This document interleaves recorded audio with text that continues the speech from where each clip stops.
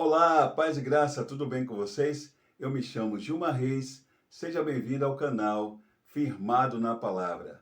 E esse é o quadro do nosso canal onde nós fazemos os comentários das lições bíblicas de adultos. Essas lições que são publicadas pela CPAD e utilizadas pela maioria das igrejas evangélicas. E esse trimestre nós estamos estudando sobre o apóstolo Paulo, lições da vida e ministério do apóstolo dos gentios para a Igreja de Cristo. Essas lições são comentadas pelo pastor Elianai Cabral, que é teólogo, conferencista, membro da Casa de Letras Emílio Conde e também do Conselho Administrativo da CPAD. A semana passada nós estudamos sobre Paulo e a sua vocação para ser apóstolo. E essa semana, na lição de número 5, estaremos estudando a mensagem central da pregação do apóstolo Paulo, o Cristo crucificado. E se você por acaso não assistiu os comentários das lições anteriores, nós vamos deixar um link aqui na descrição desse vídeo e depois de nos acompanhar aqui, você poderá estar indo lá e conferindo os comentários das lições passadas. Vamos lá? E o título da lição do dia 31 de outubro é Jesus Cristo e este crucificado, a mensagem do apóstolo. Essa era a mensagem central do apóstolo Paulo.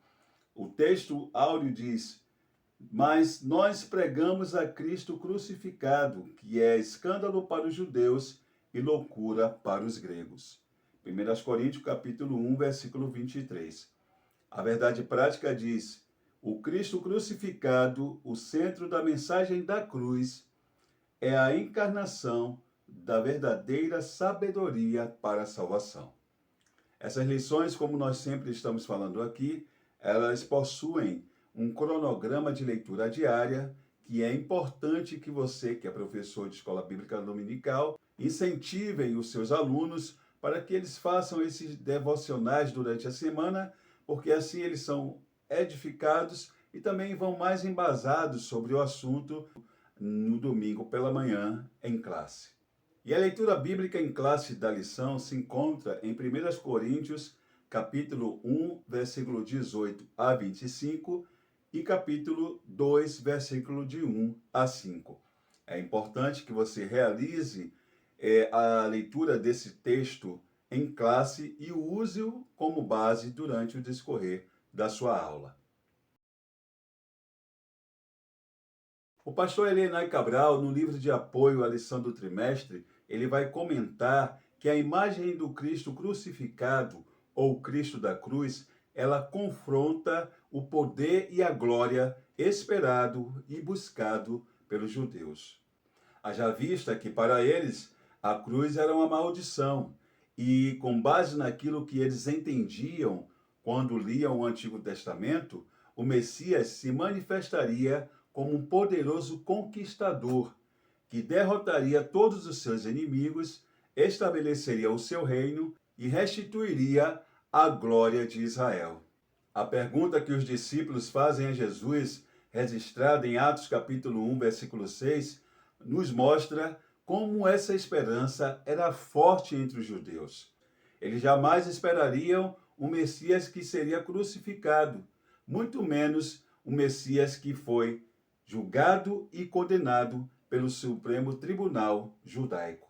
Apesar do amplo ensinamento que havia na Torá sobre a redenção por meio dos sacrifícios e também das profecias que havia no Antigo Testamento, como Isaías 53, que fala do servo sofredor, as palavras introdutórias de João Batista sobre Jesus e sua morte foram inesperadas para os judeus. Eles preferiam um libertador que cumprisse toda a promessa sobre a restituição do futuro e glória de Israel. E por isso rejeitaram o Cristo crucificado. Para os gregos que se vangloriavam na sua sabedoria, a cruz era uma loucura, uma tolice. Por isso escarneciam dela. O pastor Hernandes Dias Lopes vai dizer que o apogeu da filosofia grega, a Idade do Ouro, o século de Péricles, foi considerado pelo apóstolo Paulo como um tempo de ignorância, como ele mesmo afirma lá no Areópago, em Atos capítulo 17, versículo 30. A sabedoria deles, ou a sabedoria humana na qual eles estavam abalizados, não os habilitaram a reconhecer a Deus, muito menos a receber a salvação. Mas Paulo, quando se converte e a ele é revelado a verdade sobre o Cristo crucificado, aquele que havia aparecido a ele ressurreto no caminho da cidade de Damasco, ele sente-se motivado a pregar que Jesus, sim, era o Messias prometido, o Salvador de todos os homens. Cristo crucificado passa a ser a mensagem central da pregação do apóstolo Paulo. O apóstolo Paulo ele começou a pregar em Damasco, após ali a sua conversão, mas o seu ministério ele teve realmente início ali na sua primeira viagem missionária, juntamente com Barnabé. E a confirmação desse chamado glorioso deu-se na igreja de Antioquia. Naqueles dias, os pregadores itinerantes, como o evangelista Filipe, espalhados ali por causa da perseguição, proclamavam pelo mundo o evangelho de Cristo. No entanto, ainda não havia surgido pregadores que se dispusessem voluntariamente a ir para novos lugares e ali iniciar e organizar novas igrejas. E então Lucas vai dizer que, estando eles ali em Antioquia, orando e jejuando, o Espírito Santo vai dizer: apartai-me a Barnabé e a Saulo para a obra a que os tenho chamado. O comentarista da lição, o pastor Elianai Cabral, ele vai afirmar que, apesar de Paulo não ter convivido, andado com Jesus fisicamente durante seu ministério aqui na terra, Paulo recebeu do próprio Cristo toda a revelação, como ele mesmo afirma em Gálatas capítulo 1, versículo 12. E isso com o objetivo de que ele pregasse o evangelho sem entrar em conflito com os ensinos dos outros apóstolos. E era através desse ministério da pregação de Paulo que os judeus e os gregos, orgulhosos por causa da sua religiosidade e do seu conhecimento, descobririam que a manifestação da sabedoria de Deus ao mundo era o Cristo crucificado, único meio de salvação. A obra de Cristo satisfaz a necessidade da justiça de Deus pelo pecado da humanidade, pois anulou a sentença de morte que havia contra a humanidade, e assim conquistou o direito de justiça perfeita que é atribuído a todo aquele que crê e aceita o sacrifício vicário de Jesus na cruz do Calvário. A justiça de Cristo, conquistada por meio da sua morte, é imputada gratuitamente ao pecador que se arrepende e crer. A graça tem como centro a cruz de Cristo, para onde tudo converge e os justificados são reconciliados perfeitamente com Deus.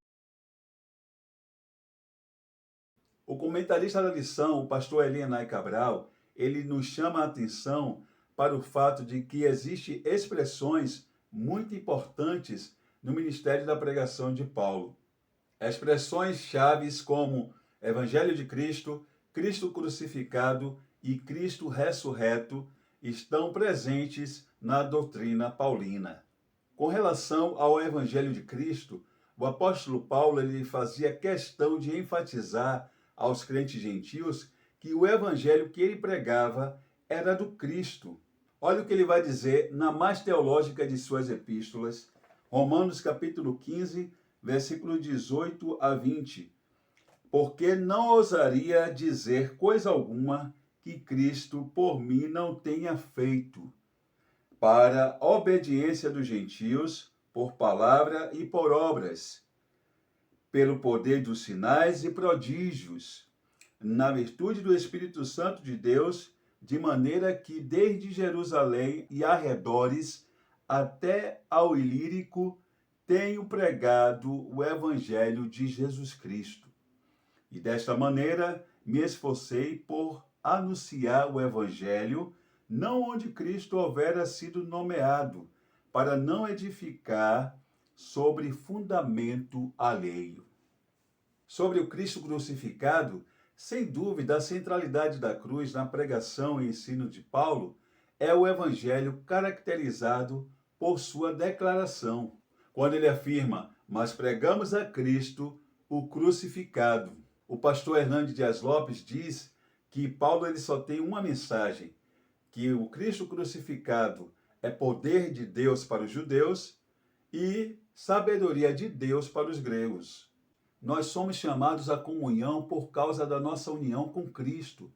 Ele morreu por nós, nós fomos batizados em seu nome, estamos identificados com sua cruz. Essa é uma maravilhosa base de unidade espiritual. A palavra da cruz é uma mensagem que proclama um acontecimento de significado teológico e histórico.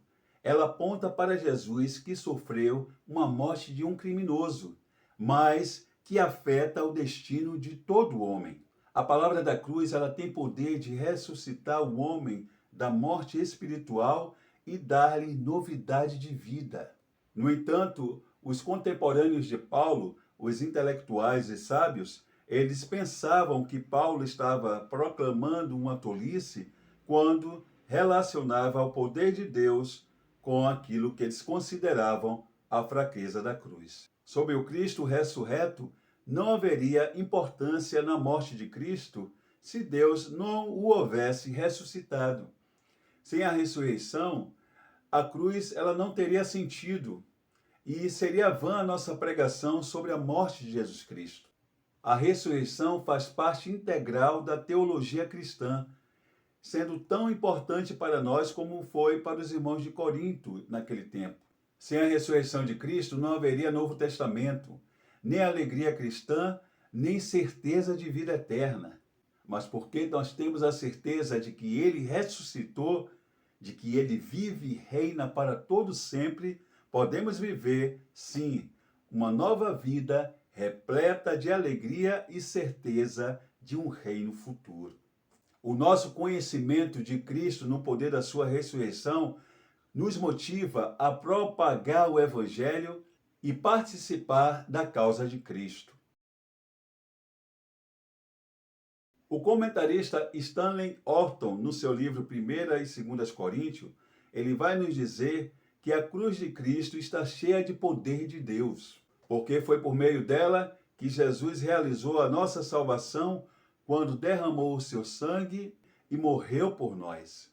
Tentar explicar a cruz ou deduzir a sua importância em termos de sabedoria ou filosofia humana implicaria em furtá-la do seu poder, ou seja, da sua capacidade de transformar pecadores em santos.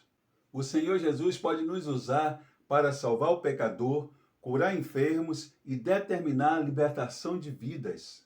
Pois, como ele mesmo afirmou em Marcos capítulo 16, versículo 15 a 18, os milagres da cura, salvação e libertação devem nos acompanhar no serviço do reino. Mas entendemos que a cruz é a base para recebermos todos esses benefícios de Deus, que nos concede através do seu Filho Jesus.